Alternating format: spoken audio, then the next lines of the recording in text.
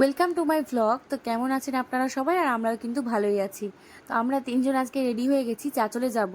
কারণ মার্কেটিং শেষ হচ্ছে না, আর সামনেই ঈদ, তো খুব তাড়াতাড়ি আমাদেরকে কমপ্লিট করতে হবে। তো আমরা আজকে তিনজন কিন্তু বাইকে যাব, গাড়ি আজকে বের করব না, যেহেতু তিনজনই মাত্র যাচ্ছি। তো শিহাব এখানে মানে তাড়াতাড়ি বাইকটা বেরোতে পারলেই বাঁচে, ও এত বাইকে ওঠার জন্য মানে একদম ব্যস্ত হয়ে গেছে।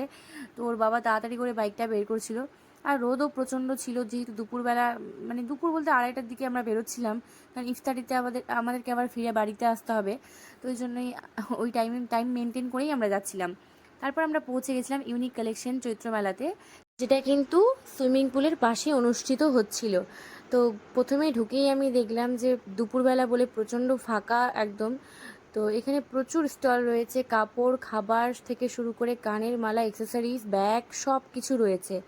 তো তারপর আমি চলে গেলাম মিম তালুকদারদির স্টলে, কারণ এখানে এত সুন্দর সুন্দর অফার চলছিল যে আমি মানে না গিয়ে থাকতে পারলাম না। এখানে কুর্তি, 2 পিস, 3 পিস, আর মানে প্রচুর অফার ছিল, আর প্রচুর একদম কালেকশন ছিল। তা আমি ঝটপট এখান থেকে একটা নিয়ে নিয়েছি কুর্তি, আর সেটা অবশ্যই পরে ভিডিওতে দেখাবো। তারপর আমি চলে গেলাম এই দিদিভাইটার দোকানে। আমি এনাকে চিনি না, তো আমি এনার দোকানে মানে এটা টাঙানো ছিল, আর আমার চোখটা একদম আটকে গেছিলো।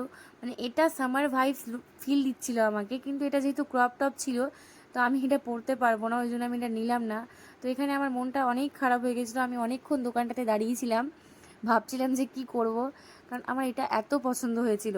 তারপর আমি চলে গেলাম অন্য স্টলে। তো এখানে এত দুপুরে আমরা চলে এসেছি যে মানে মানে ফাঁকা, পুরোটাই ফাঁকা ছিল। স্টলে যেতেও লজ্জা লাগছিল যে যাব, ওরাও রেস্ট করছে, রোদে বিরক্ত হবে, তো আমি আর কোথাও বেশি ঘোরাঘুরি করিনি। তারপর আমি অনন্যাদির মজিতো খেতে চলে এসেছি। মজিতো কী যে বলে জানি না। তো আমি এটা ফার্স্ট টাইম ট্রাই করবো, তাই আমি খুব এক্সাইটেড ছিলাম, আর দাদা এখানে বানিয়ে দিচ্ছিল আমাকে।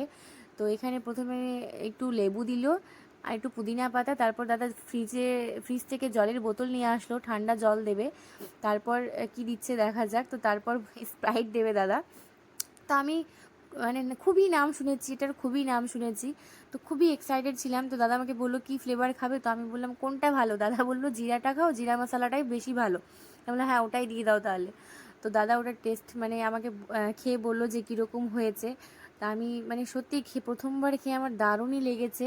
আর আমি এখানে চিজ কেকটা খেতে পারিনি, তো খুব আমি পরে এসে বাড়িতে খুব মিস করেছিলাম যে চিজ কেকটা খেতে পারিনি, ভুলে গেছি খেতে। আর ওখানে ছিলও না রাখা, যে আমি দেখতে পাইনি।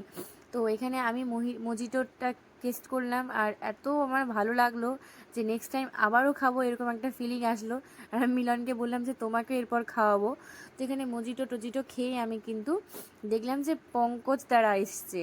তো পঙ্কজ দ্বারা প্রথমে আমাদেরকে দেখতে পাইনি, তারপর পঙ্কজ দ্বারা আমাদেরকে দেখতে পেয়ে কিন্তু চলে এসেছে। ওরা এখানে এসএন হিউন্ডাই থেকে এসেছে প্রমোশন করতে। তো এখানে এসেই আমরা গল্প করলাম। তারপর আমি আমার বান্ধবী জ্যোতির, মানে এরই অ্যাকচুয়ালি ইউনিক কালেকশন গ্রুপটা কিন্তু জ্যোতিরই। তো এখানে গল্প করছিলাম, অনেকদিন পর আমাদের দেখা হয়েছে। তো আমরা গল্প টল্প করার পর আমরা কিন্তু বাড়ি চলে গেছিলাম। তো আজকের ব্লগটা এতটুকুই।